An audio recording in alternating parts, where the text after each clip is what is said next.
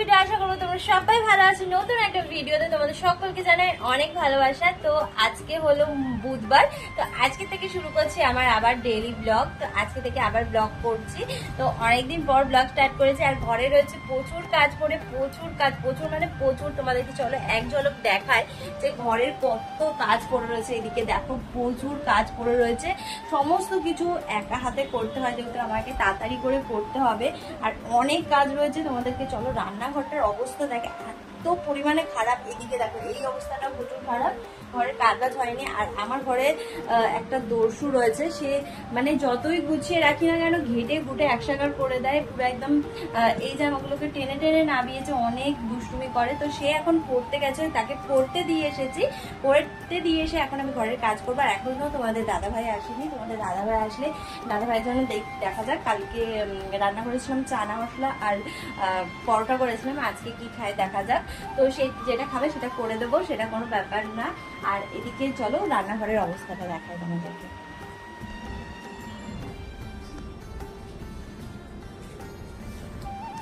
পুরো একদম অবস্থা খারাপ রান্নাঘরের। রান্নাঘরটা অনেক গুছাতে হবে, রাত্রের বাসন রয়েছে সেগুলো মাজতে হবে। আর রাত্রে আমি বাসন মাজি না, কারণ হলো আমার রাত্রে জলে হাত দিলেই ঠান্ডা লেগে যায়, সেই জন্য রাত্রে কোনো কাজ করি না। ঘরের অনেক কাজ পড়েছিল, তাই বেশি না কথা বাড়িয়ে কাজে লেগে পড়লাম। আর প্রথমেই বিছানাটা গুছিয়ে নিচ্ছি, কারণ দেখবে ঘরে যতই তোমরা কাজ করো না কেন বিছানাটা যদি এলোমেলো থাকে মনে হয় যেন ঘরের কোনো কাজই হয়নি। কার কার সাথে এরকম হয় একটু জানিও তো। তাই বিছানাটা আগে গোছাই আমি, তারপরে সমস্ত কাজ করি, টুকিটাকি যা থাকে সেগুলো করি। তো অনেক দিন পর আজ ব্লগ আসলো, তোমরা এই ভিডিওটাতে অনেক অনেক ভালোবাসা দিও, তাহলে আরও ভিডিও করতে আমি এনার্জি পাবো। আর তোমাদের ভালোবাসা আশীর্বাদ থাকলে অবশ্যই আমার ভিডিও করতে আরও ইচ্ছা করবে। তো এদিকে পুতুলটা দেখছো, ওটা মাম্মাম গিফটে পেয়েছিলো, তোমরা তো জানো। আর আজকে না একটা খুব স্পেশাল দিন, আজ হলো আমার বার্থডে। আর রথ একদিনে পড়েছে, যেহেতু এটা অনেক দিন আগেকার ভিডিও, এডিটিংয়ের জন্য ছাড়া হয়নি। তো আমার বার্থডের দিনটা বর আমাকে কোথায় ঘুরতে নিয়ে গেছে সেটা তো অবশ্যই তোমাদেরকে জানাবো ভিডিও লাস্টে। আর অথবা তোমরা থাম্বনেল দেখে বুঝতেই পেরে গেছো কি ভিডিওটা হতে চলেছে, তো তোমরা দেখতে থাকো। আর কেক কাটিং হয়েছে, সেসব ভিডিওগুলো আমার কাছে নেই বলে আর শেয়ার করা হলো না তোমাদের সাথে। তো সেই ভিডিওগুলো অবশ্যই তোমাদের সাথে শেয়ার করব কোনো একটা ব্লগে। তো খুব সিম্পলভাবে পালন হয়েছে, কিন্তু দিনটা আমার কাছে খুব স্পেশাল ছিল, কারণ স্পেশাল ফিল করানোর জন্য স্পেশাল মানুষটা আমার জীবনে রয়েছে, তাই সব কিছুই স্পেশাল হয়েছে। তো এদিকে টুকটাক যা কাজ ছিল করছিলাম, জন্মদিন হোক বা যাই হোক ঘরের কাজ তো নিজেকেই গুছিয়ে করতে হবে বলো। আর এটা তো আর ছেলেদের জীবন না যে জন্মদিন হোক বা ছেলেদের জীবনেও জন্মদিন হলেও কাজে যেতে হয়, সেটা না যে আমাকে করে দেবে যে 5 রকম ভাজাভুজি, সেরকম কেউই ছিল না। তাই কী আর করবো, আমি নিজেই যা পেরেছি তাই রান্না করেছি।